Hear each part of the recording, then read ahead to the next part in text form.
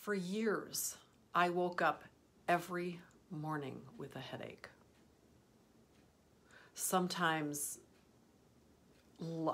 just like incapacitating. Sometimes it's a headache, but every morning I woke up with a headache. I thought it would maybe be mold.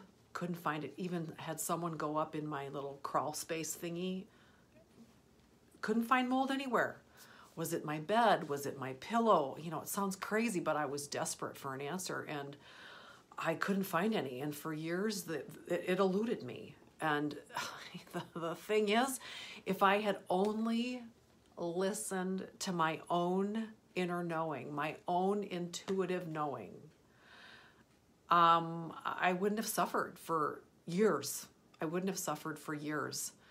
I don't even remember what finally prompted me to just do it, but one day I decided I had to eliminate gluten from my diet. I went radical. That's not something that I typically recommend with my clients because it can be very,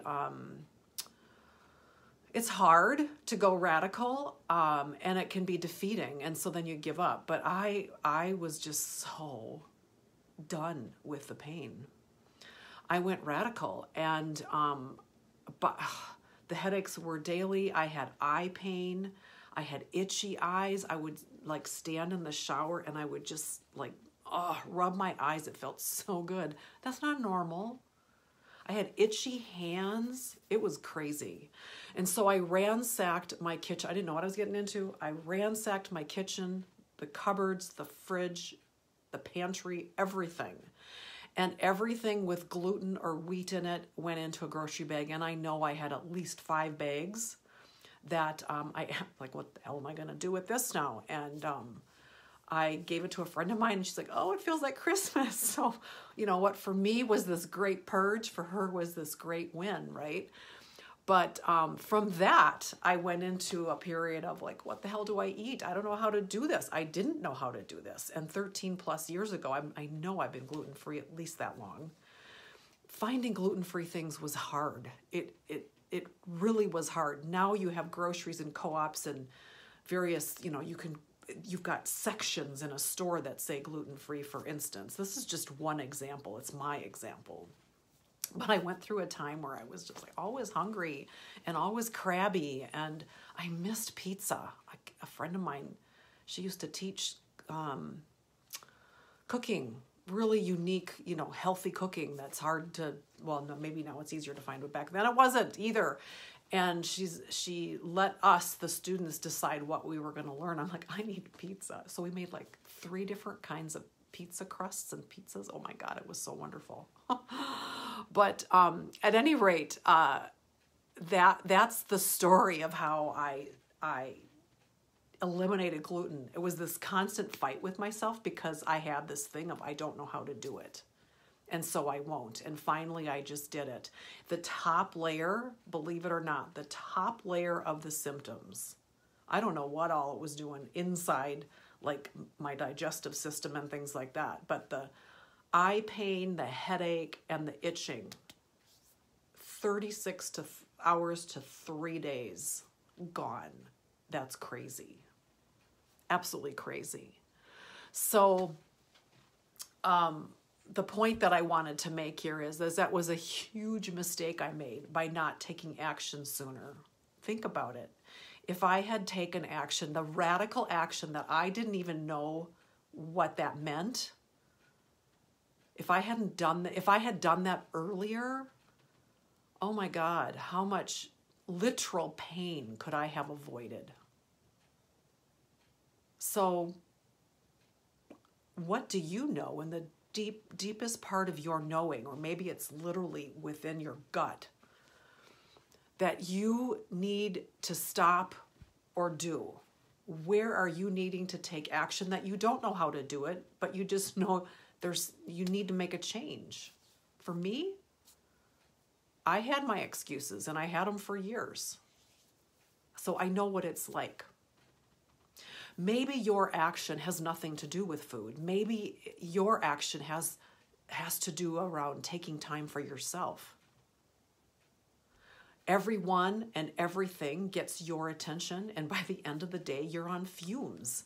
And making time for yourself is just like not part of who you are and how you're wired, but it's killing you because you're not happy. If you're falling into bed exhausted every day on fumes, there's an element of you that's not happy with that. You need to put yourself first, and I'm giving you permission to do that. Make a comfortable choice. Make an uncomfortable choice. Just make a choice for yourself. Maybe it's maybe it has nothing to do with either of those, but maybe it's this gentle, or maybe not so gentle, this knock, knock, knock, knock that your soul is like, hey, I need you to spend time with me. I need you to sit down with me. Even just give me 5, my whole body's tingling. Give me 5 minutes a day. Put yourself first. And you know what? I have an opportunity for you to do that. I am recording my program, Nourish Your Way Home, A Delicious Journey Toward God and Food. I'm recording it live next month. I'm very excited about this. It's a course I've had for 6 years, and it's time. It's just time to redo it. And I'm going to offer it with recording it live with you. The course is about building a bridge from your kitchen to your altar. It's all related. Your spiritual self is related to what you eat, and what you eat is related back to your spiritual self. And in the middle is you. So I'm going to put a link below for the website so you can go take a peek at that. And just know that as you're going through that, if you feel that, oh my God, just say yes. And if you use refresh, all in caps, refresh 200, you'll get $200 off the price. So I want you to take the right action for you. I don't want you to walk around with itchy eyes, itchy palms, and a headache all the time. Put your 3 things in there. It doesn't have to be mine. But don't make the same mistake I did by waiting years and suffering. And on the one level, knowing what the hell I needed to do, and yet still being stubborn and not doing it. So, Marita Harmonic Wholeness, course creator, Nourish Your Way Home. Take a look. Do click through and take a look and see if that feels like something that your soul is asking for. Bye-bye.